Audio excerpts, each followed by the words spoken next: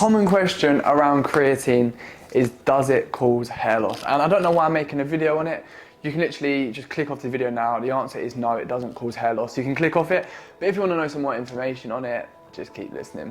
Yeah, so take this from me. I've been using creatine 5 years probably, and I've already had a hair transplant, so nah.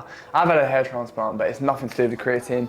So I went Belgravia Centre, so like, I know shitloads about hair loss because my hair was going. My hair started going when I was like 19 or 18. So yeah, I've looked into it a lot. I know a lot about it. I've spoke to Belgravia Centre's got all like the best hair doctors there. I spoke to all of them about it.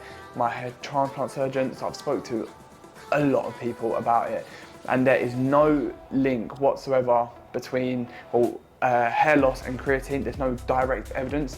There was one study which showed indirect evidence on it, and people just picked up on this and just threw the myth out there. But yeah, every single surgeon I've spoke to, anyone like that, I've said no, like it is not because of the creatine. However, there's signs that if your hair is already naturally going, it can, well, there's still no direct evidence on this, but it can cause the process to speed up, they were saying.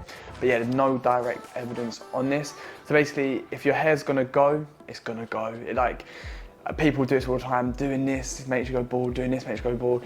Stop thinking that, like, if you're gonna go bald, you're gonna go bald. It's not gonna be because you're drinking creatine, it's not gonna be because you're fucking wearing a hat. You're gonna go bald because you're naturally gonna go bald. So do not stress about going bald. It's either gonna happen or it's not gonna happen. One thing you can do, I'll show you what I take, is balding. So I've used minoxidil, which I saw good progress with, and finasteride. The only reason I stick to finasteride now is because with minoxidil I had to put it on in the morning and in the evening, and it was just, I know it's not long, but I just rather just take one tablet in a day. So I use finasteride.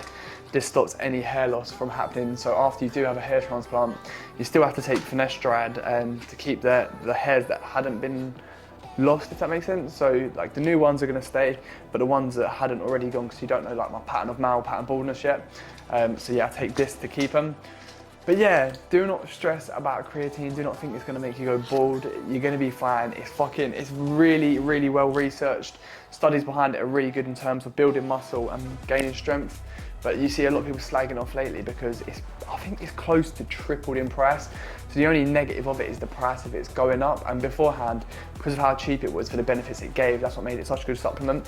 Whereas now the price is going up, so people are like, for the benefits it has, is it worth that money? So yeah, that's the only thing you want to think about, is the money to benefit ratio. But yeah, in terms of hair loss, it's going to be fine. If you are losing your hair, do not stress at all, because back in the day it was something to worry about.